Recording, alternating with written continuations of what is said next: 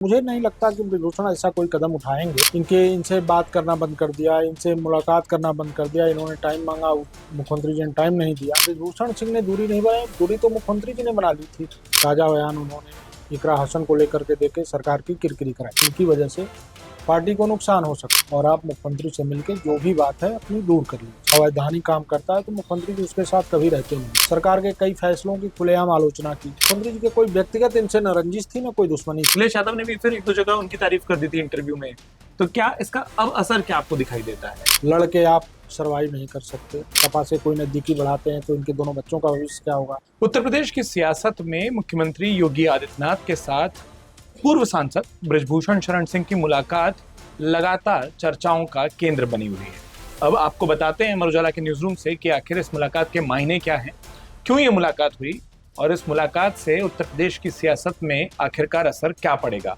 हमारे वरिष्ठ सहयोगी सुधीर सिंह जी हमारे साथ मौजूद हैं। सुधीर सर, पर्दे के पीछे जो होता है वही अब जानना है। तो सबसे पहले जो सबसे बड़ा सवाल यही है कि वो तस्वीर सबने देखी कि बृजभूषण शरण सिंह अपनी कार से, अपने काफिले से मुख्यमंत्री निवास पहुंचते हैं, लेकिन इस मुलाकात के मायने क्या माने जाए? देखिए, इसमें मायने का मतलब ये है सीधा सीधा, किधर आप देख रहे होंगे कि लगातार बृजभूषण सिंह सरकार के विरोध में ही बयान देते रहे। हाल में एक घटना भी हुई थी जिसमें उनके भतीजे के स्कूल की बाउंड्री तोड़ दी गई थी क्योंकि वो अवैध कब्जा करके बनाए जाने की बात कही जा रही थी। प्रशासन ने इस आधार पर उसको तोड़ा भी था। इसके अलावा अभी मुख्यमंत्री जी भी गए थे वहाँ कीर्तिवर्धन सिंह के यहाँ गोंडा में के पिता, जो माना जाता है कि वो बृजभूषण सिंह के विरोधी थे, वहाँ गए थे। इससे भी थोड़ा बृजभूषण दबाव में थे और बृजभूषण सिंह को जिस तरह से पिछले 3 साल से मुख्यमंत्री से दूरी थी, संवाद नहीं हो पा रहा था, कई बार उन्होंने मिलने का समय भी मांगा था लेकिन मुख्यमंत्री ने समय नहीं दिया था, ऐसा कहा जा रहा है। जी, बृजभूषण सिंह को लगने लगा, उनके दोनों बच्चे राजनीति में हैं, लगने लगा कि अब इनका राजनीतिक भविष्य जो है कैसे सुरक्षित रखा जाए। बृजभूषण सिंह लगातार अभी ताज़ा बयान उन्होंने इकरा हसन को लेकर के देके सरकार की किरकिरी कराई।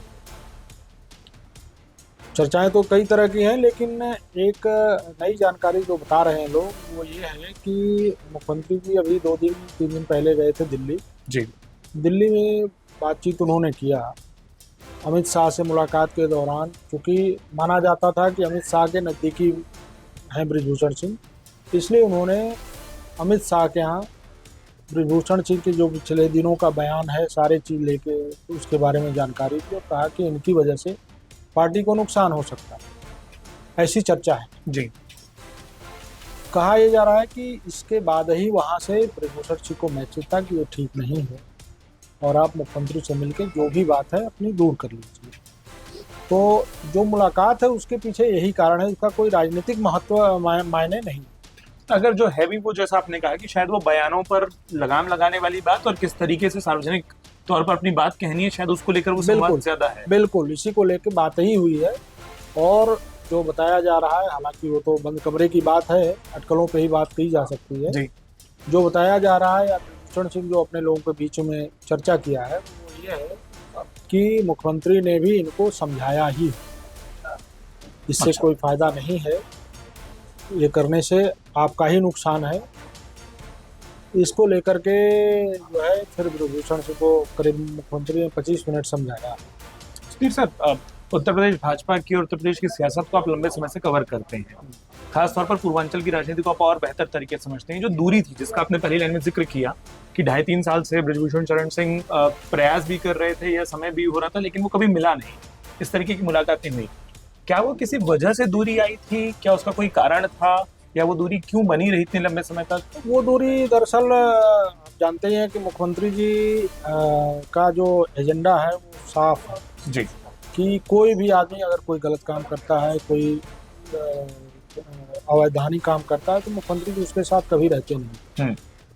बृजभूषण सिंह की जो छवि है वो यही, इस बारे में कहा जाता है जैसे उनके कई मामले सामने भी आए थे, कई बार शिकायतें भी आई थी, कई विवादों में वो अक्सर रहे। हाँ, तो बृजभूषण सिंह ने दूरी नहीं बनाई, दूरी तो मुख्यमंत्री जी ने बना ली थी। इनसे बात करना बंद कर दिया, इनसे मुलाकात करना बंद कर दिया, इन्होंने टाइम मांगा, मुख्यमंत्री जी ने टाइम नहीं दिया।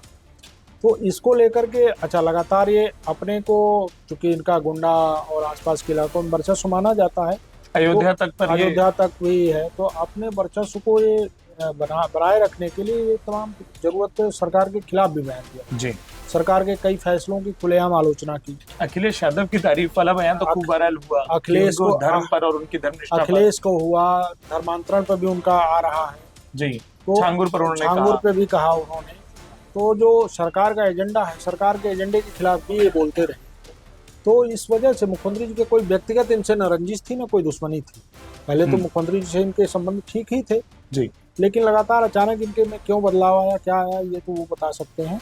इसकी वजह से हुआ, कोई इसका व्यक्तिगत कारण नहीं।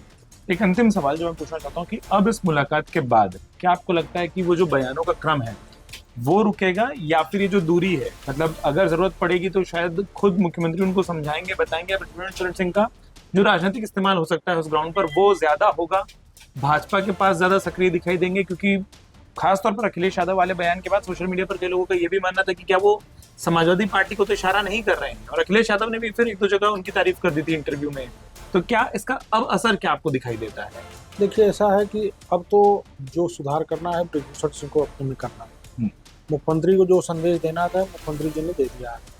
वो हाईकमान से जो अमित शाह के यहाँ से कहना था वो कह दिया गया है कि इससे कोई फायदा नहीं है, लड़ के आप सर्वाइव नहीं कर सकते। अब ये तो उनको तय करना है कि अगला कदम उनका क्या होगा, भाजपा के साथ रहना है, नहीं रहना है, और इसमें कई पेंच भी हैं। अगर भाजपा के साथ सपा के साथ जाते हैं या सपा से कोई नज़दीकी बढ़ाते हैं तो इनके दोनों बच्चों का भविष्य क्या होगा, ये सोचेंगे। तो मुझे नहीं लगता कि बृजभूषण ऐसा कोई कदम उठाएंगे, और क्योंकि बच्चों के राजनीतिक भविष्य का भी सवाल है, सिर्फ उन्हीं के नहीं, उनका तो अब अवसान का समय है। तो इससे मुझे नहीं लगता कि वो बहुत किनारे जाए। बहुत शुक्रिया सुधीर जी इस पूरी जानकारी के लिए। और अमर उजाला उत्तर प्रदेश पर उत्तर प्रदेश की सियासत में अक्सर जो कुछ आपको दिख रहा है उनके पीछे के कारण क्या है, ऐसे ही विश्लेषण न्यूज रूम से लेकर हम आते रहेंगे। ये पूरी चर्चा आपको कैसी लगी हमें कमेंट बॉक्स में लिखकर जरूर बताएं। साथ में अमर उजाला उत्तर प्रदेश को सब्सक्राइब करना ना भूलें। अपना वक्त देने के लिए आपका और हमारे तमाम दर्शकों का बहुत बहुत शुक्रिया। अगर आप ये वीडियो YouTube पर देख रहे हैं तो हमारे चैनल को सब्सक्राइब करें और बेल आइकन को दबाना ना भूलें। अगर आप Facebook पर ये वीडियो देख रहे हैं तो हमारे पेज को लाइक करें।